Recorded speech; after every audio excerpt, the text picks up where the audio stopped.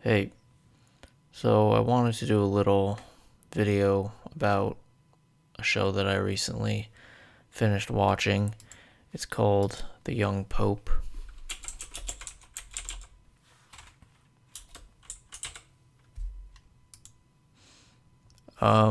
So I got introduced to this show through YouTube Shorts. Um, I just started watching a bunch of shorts and I was kind of just really interested, and I thought it was very funny and very cool, well acted, and it like piqued my interest. And it's kind of hard to get me into a show. For some reason, I have a difficult time watching new shows. So it's a testament to the quality of those shorts and little parts of this show that it got me hooked. And over like a week or two, I finished 10 episodes because it's a TV miniseries. It's only one season. And I have to say, I was pretty blown away. I'll be completely honest. I'm probably going to watch it again. It's short, so I think over the next couple weeks I will watch it again. Um, and it really sort of it like surprised me how poignant the show was, and that it wasn't just a stylish show. It really has quite a lot of substance. I don't want to do a super spoilery review. I'm not going to like read every episode. Um well, I don't know. I mean, is it even possible to do something without spoiling it a bit? I guess I will say when maybe you should stop watching if you don't want to get anything spoiled. First of all, we got to tackle the rating. This is a really underrated show. It's still highly rated, but underrated. Um, in my opinion, it's a 9.5 out of 10. So in IMDb speak, probably like 8.5. So I guess it's not too underrated. However, there were points within this show that I felt almost reached the level of like a masterpiece. Specifically, I'll tell you which episodes I thought were masterpieces. I think probably the one that is a masterpiece, no doubt, is this one. This one is kind of incredibly written. Um, this one is also vying for that title, and the finale is also, in my opinion, great, but I think it falls a little bit short of the two that preceded it. The Young Pope is, in my opinion, a show that is the power of contradiction. And what I mean by that is it's a character that is deeply, deeply contradictory, at least on the surface. He's a man that is incredibly rigid in terms of sort of religious doctrine and teaching, yet he seems to flout certain rules of decency and kindness and can come off as incredibly mean in the beginning of the show. And essentially, the show presents him in the first couple episodes as very likely corrupt. And I don't mean corrupt like he takes money. I mean he's corrupt in the sense he's a hypocrite. Like he's he's advocating for stuff that he doesn't really even believe in, or he's just like not a good person. And he's certainly surrounded by people like that, like the cardinals in the Catholic Church. However, over the period of this show, I think almost all of the flaws, both the flaws and the perceptions you have of him at the beginning that are negative, are almost all redeemed in quite a beautiful way, and I think you really grow to love the character. So that's kind of the substance behind the character of Lenny Belardo, also known as Pope Pius XIII. He's played by Jude Law, who is actually an incredible actor. I almost said actress, because I was thinking of Diane Keaton, who we got to talk about. He was just amazing. This is like kind of one of my favorite characters of all time at this point. He is just like the most aura freaking Pope ever. He doesn't care about what other people think. He has great style. He wears sunglasses. He smokes a cigarette. I'm sure you maybe don't know too much about Catholicism. I don't know if you do or not, but I follow this guy on YouTube that kind of explains a lot of the history of the Catholic Church, and I'm not personally Catholic, but I do find the Catholic Church interesting, and he's essentially a hyper-traditionalist. Like, all these outfits are like things popes wore like 100 years ago, or even like 70 years ago or 50 years ago, that sort of fell out of fashion because they're just so over the top. But everything about him is over the top and traditional. Yet, like I said, he has loads of contradictions. Like, he smokes when there's a rule to no smoking, and he's quite bad with people, and he's can be very unkind at moments, and you think he doesn't care, and he's also having a crisis of faith where he doesn't believe in God. So there's a bunch of contradictions that are redeemed. He's backed up by Diane Keaton, who plays Sister Mary, who essentially is the nun that was at the orphanage that Lenny got dropped off at as a child. He was abandoned by his parents. And this is like why Pope Lenny, Pope, also known as Pope Pius, that's his name. This is why he's so broken. You know, he is basically an orphan, and he never grows out of being an orphan. And essentially, you can attribute many of his flaws, or at least perceived flaws, to being an orphan. His whole ideology and theory for being Pope is to never show his face and basically hide away. And his rationale for this is that absence is presence, and anticipation is the only way that he can bring the faithful back to the Catholic Church. Essentially, he wants to create anticipation around him and the church and create mystery and all that stuff. And it's both, it's like a direct kind of metaphor for what God is, because absence is presence. You know, nobody has seen God. At least nobody that we're living amongst. Well, actually, no one has ever seen God. I think I can say that. To the best of my knowledge, nobody has. And in that way, he's always absent, yet he's somehow completely present. Everybody, even atheists, seem to think about God a lot. But certainly people that are either religious or semi-religious do think about God a lot, and he's present. But also there's the part where it seems like he's almost getting revenge on the world for what happened to him as a child, because he was abandoned by his parents, and they're always present in his mind. He's searching for them. He can never let them go. So absence is presence. Yet, of course, like, people cry out to see the Pope, and they want their religious leader.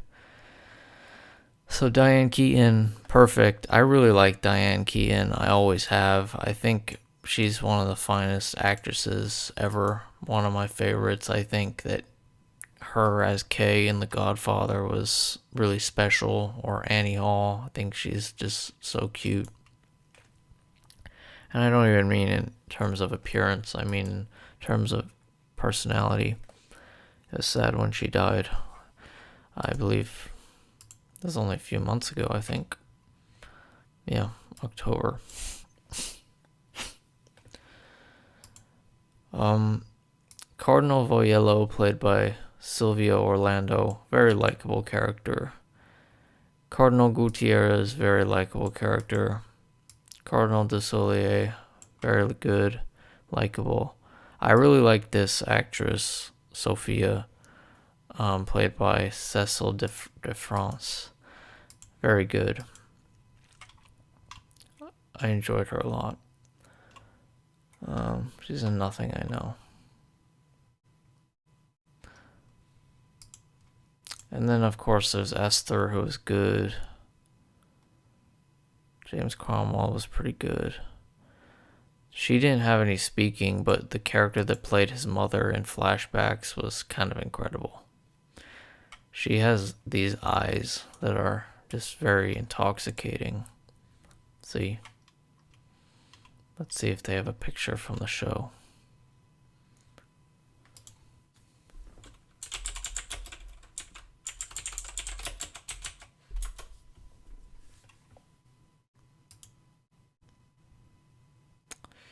Yeah, the show isn't like the most famous, so it's hard to find some photos and clips. Yeah, I guess they don't even.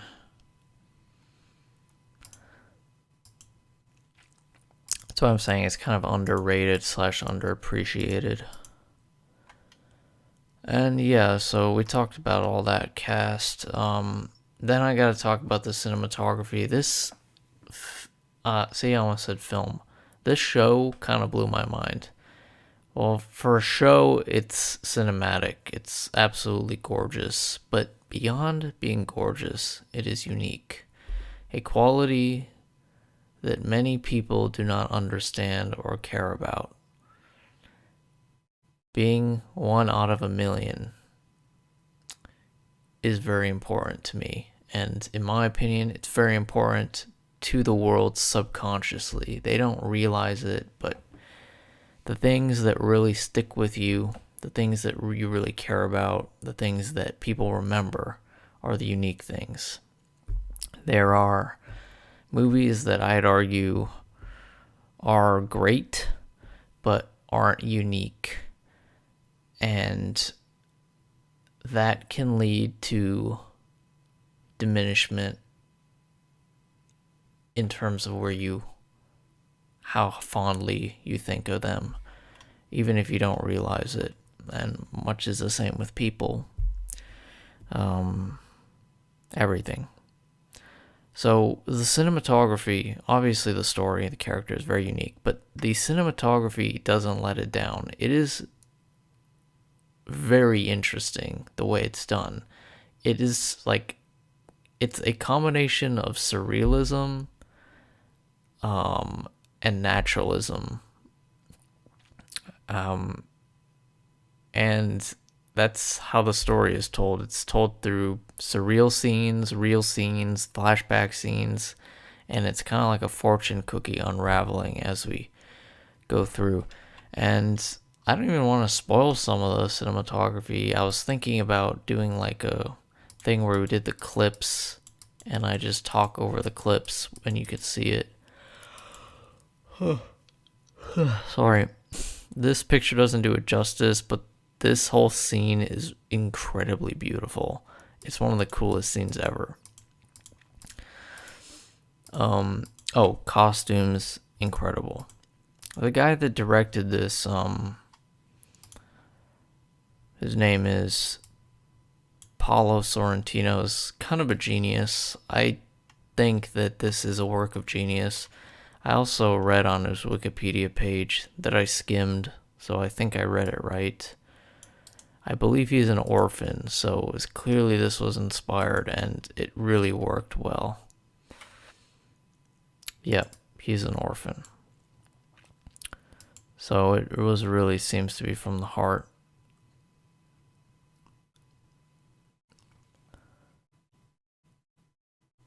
Visually striking and complex dramas, and has often been compared to Federico Fellini. I don't know who this guy is, but Fellini is a very big compliment.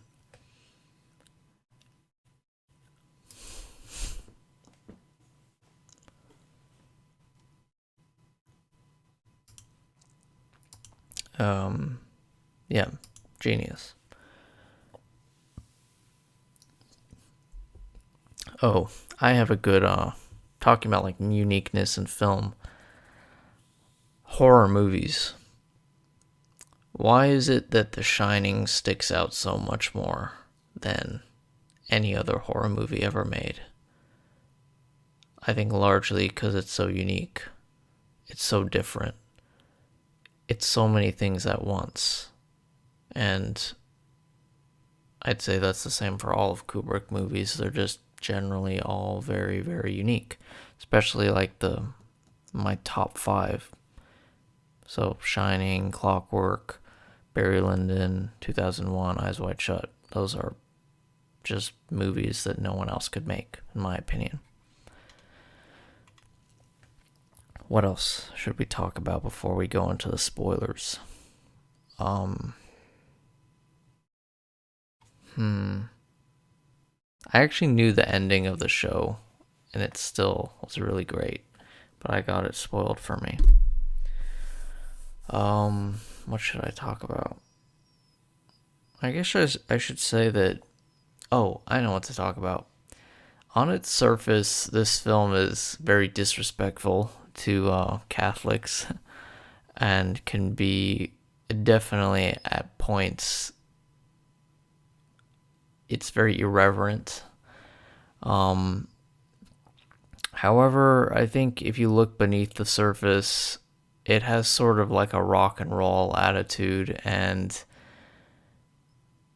it's very stylistic and artsy, and Jude Law kind of plays the rock and roll Pope, and he's just like a badass. He's very cool.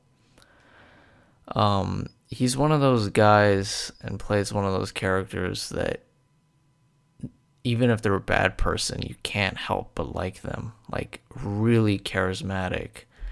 Let's see, like,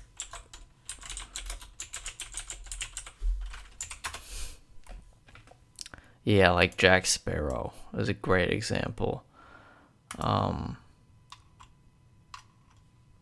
Christopher Walken, yeah, for sure.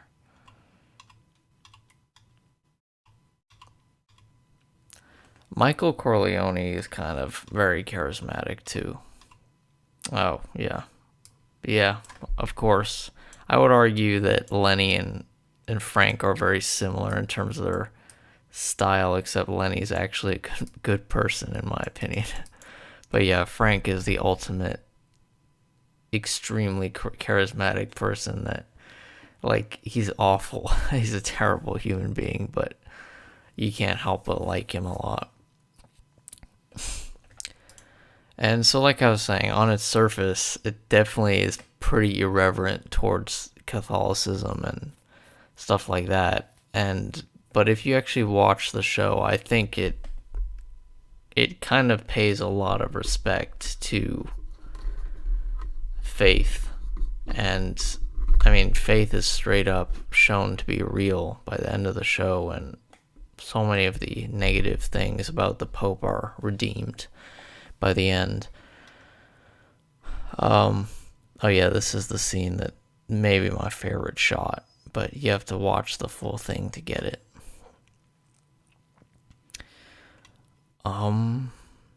Yeah, and like I was saying, this whole show really touched me. I really felt that it was I don't know, I just felt for the character. Felt like I kind of related to the character in many ways. I don't want to sound like arrogant, but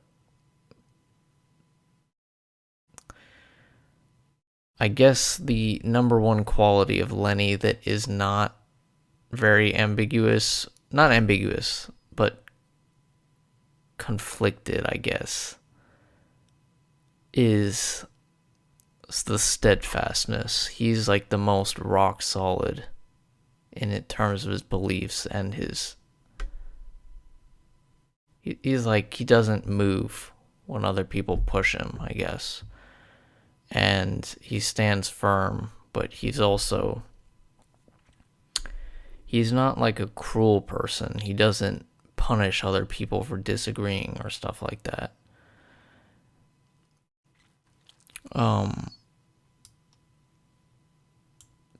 But like I said, there's a lot of contradictions in him, and it's very complicated, and it takes some time to iron out. You really have to watch the full thing. And most of it is redeemed, and he becomes a real hero, in my opinion. So I guess we'll do spoilers from now on. I'll only do like a basic review. Okay, so spoilers from now on. So essentially, the Pope is elected in the conclave, which according to Catholic tradition is guided by the Holy Spirit. But he's sort of like a dark horse. He's the first American Pope. And everybody thinks he's like somewhat moderate because his views aren't known, but it turns out he's like extremely conservative. And he sets out to like remake the church and is very harsh on, lots of issues like homosexuality in the clergy. And at the same time, there's a case of pedophilia, which is topical for Catholicism because it's happened lots of times. That he sends a priest to investigate who's seems to be not experienced, but you just got to keep watching and things come out and it's redeemed by the end. And there's lots of tensions between the old guard and Pope Pius.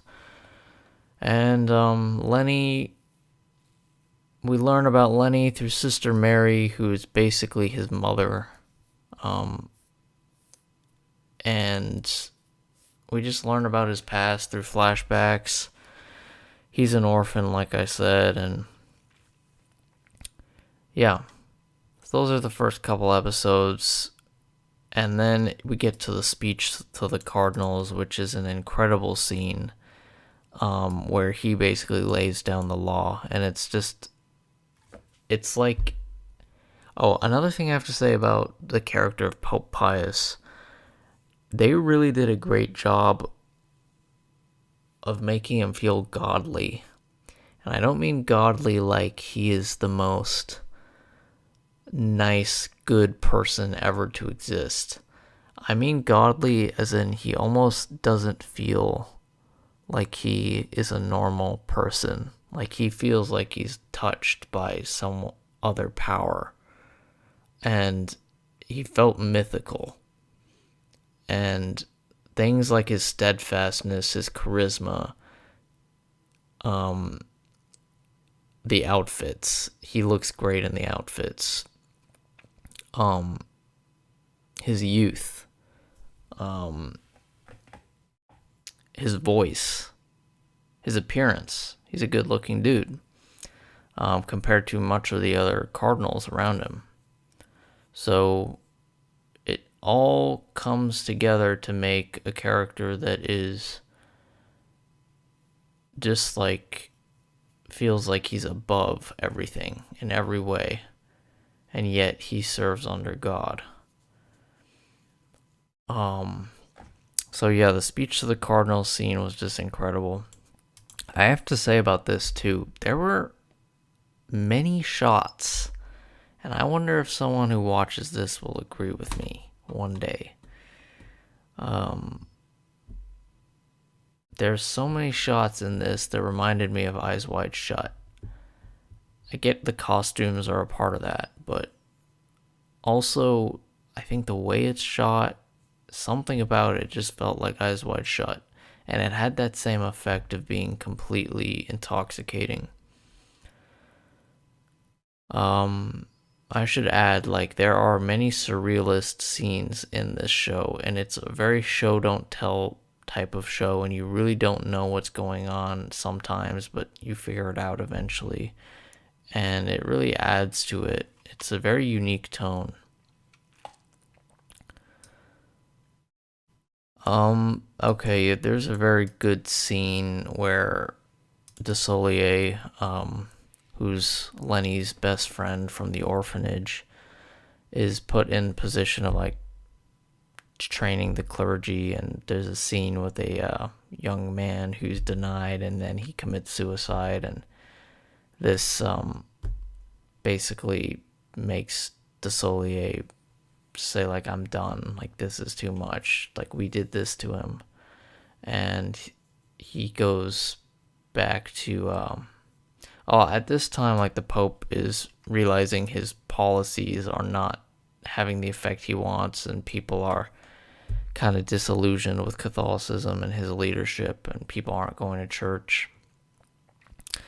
Then his friend goes back to Honduras and is killed by the gangs, who this cardinal was actually sleeping with a mob boss's, not mob boss, but a cartel boss's wife, and he was killed. And so the Pope grieves for losing his best friend, and he goes to Africa, and this is just an incredible episode. And he lays down the law on a very evil nun. And the scene ends with him not firing her, but praying. And he puts his faith in God, and it is rewarded, and she is removed via death. She has a heart attack. And so a phrase is repeated throughout the show that you think is a joke, because he seems to be the opposite of this at the beginning. It's that he's a saint. Lenny is a saint. And you see gradually that his prayers do move God. And we see through flashbacks his first experience was healing a woman that was on her deathbed. And these are beautiful scenes done with such respect and beauty. The way they're shot and the way they're revealed. And the fact that it doesn't like push it in your face constantly. You have to like wait and see. You don't believe he's a saint at first, but by the end of the show you're like, maybe he is. He seems to actually have an effect on things, and he seems to be so earnest and honest in his desire to serve God, really.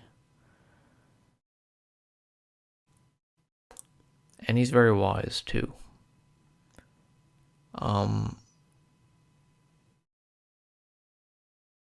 And then we have my favorite episode, where they get the pedophile priest. Beautiful. And it ends with just an incredible reveal. So throughout the show, Lenny, by the way, Lenny and Pius I'm going to use interchangeably because Lenny is his real name. Pope Pius is his papal name. Throughout these last couple episodes, it had been alluding to the fact that this pedophile priest, cardinal, has dirt on Lenny, and that's why he sent a supposedly incompetent priest to go get him, because he knew he would fail. And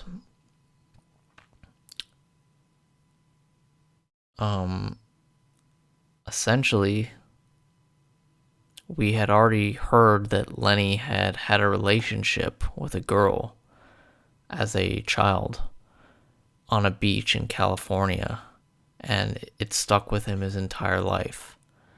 And it sort of implied that something may have happened between him, something that would greatly shatter his reputation as Pope and delegitimize him and make him corrupt. And it's implied that he is corrupt and he's hiding something. But beautifully, the episode ends with Kurtwell basically didn't even read the letters that he found to their conclusion.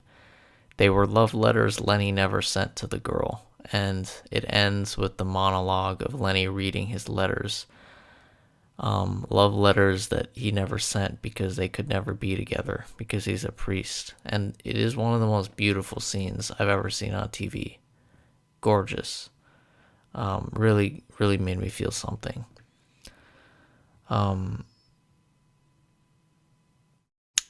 And the last episode is basically Pope Lenny reveals himself to the Catholics, goes out like a boss, shows some love, and, spoiler alert, collapses on stage. Ambiguous ending. And he sees his parents supposedly in the crowd. You don't really know if it's surreal and he's just imagining he's seeing them. And he gives the speech in Venice because that's where his parents told the orphanage they were going. So it sort of all goes full circle for him. But in the end, Lenny's theory was right, that absence is presence, that the more you hide yourself from the world, the more they want you. And he reveals himself, and it's so powerful, and the anticipation is real, wanting him to show himself to the crowds. And he gains some real devotion. And God gets real devotion because he gets more fanatic followers, as Lenny wanted. It's a beautiful show in every way. Direction, characters, story, emotional value.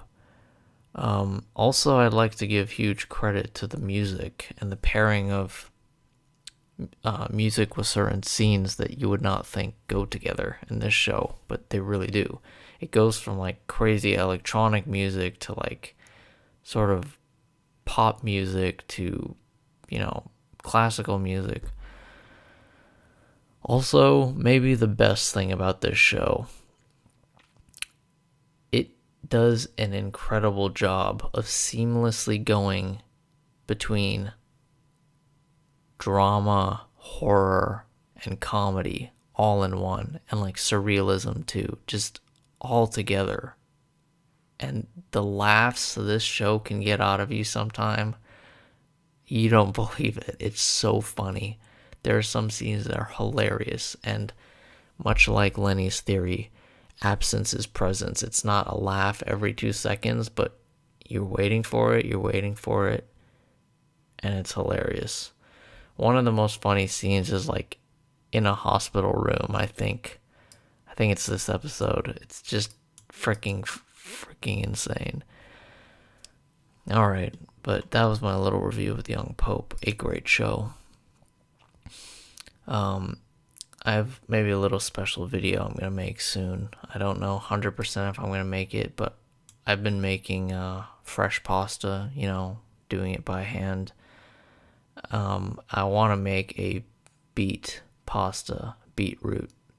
Basically, you just mix beet that's been put into a blender inside the dough, and it becomes like beet flavored and becomes like purplish. And I would post that on my Mr. Beats channel, but I decided to just post it here.